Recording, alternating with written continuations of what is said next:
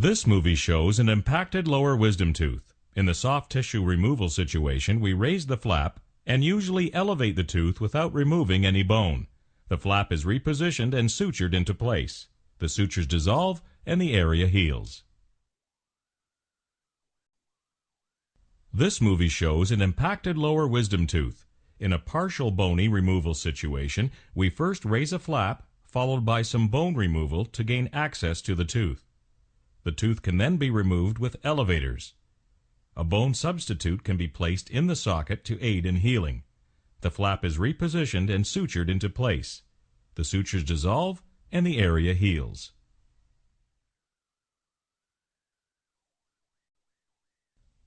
This movie shows an impacted lower wisdom tooth. In a full bony removal situation, we first raise a flap.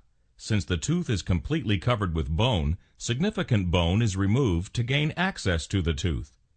Then we section the tooth. The tooth sections can then be removed with elevators. A bone substitute can be placed in the socket to aid in healing. The flap is repositioned and sutured into place. The sutures dissolve and the area heals. This movie shows an impacted wisdom tooth that causes inflammation. Since there is not enough room in the mouth for full eruption, the gum tissue covers part of the tooth and is raised. In addition to inflammation from food impaction in the pocketing, this tissue may be traumatized by the upper tooth. It can swell and cause great pain. Treatment starts with antibiotics and getting the tissues to settle down, followed by the extraction of the wisdom tooth.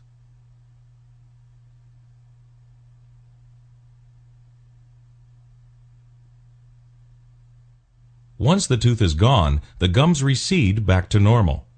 If the upper wisdom tooth does not touch a lower tooth, then it should also be removed. It will over-erupt, causing biting problems.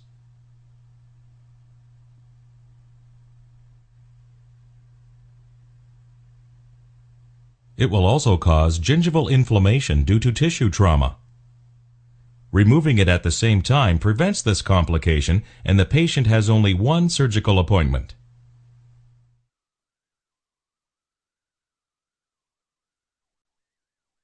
If teeth are crooked, orthodontic treatment such as braces can be used to make them straight again. The last tooth to erupt in the mouth is the wisdom tooth. If there is not enough room for it to erupt, it will put pressure on the teeth and may cause the teeth to become crooked again. Here we see how an impacted wisdom tooth can cause an infection under the soft tissues. The tooth may erupt in a horizontal fashion and stop as it reaches the last tooth. If the surface is broken, the bacteria can move below the tissues and cause an infection, which can result in pain and swelling. This often comes and goes until the tooth is removed.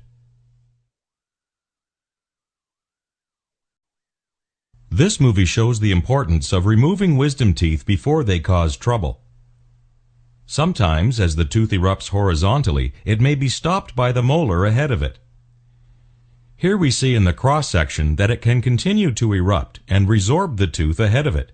This in turn may cause pulpal damage in addition to completely destroying the root. Now both the wisdom tooth as well as the tooth ahead of it will need to be removed.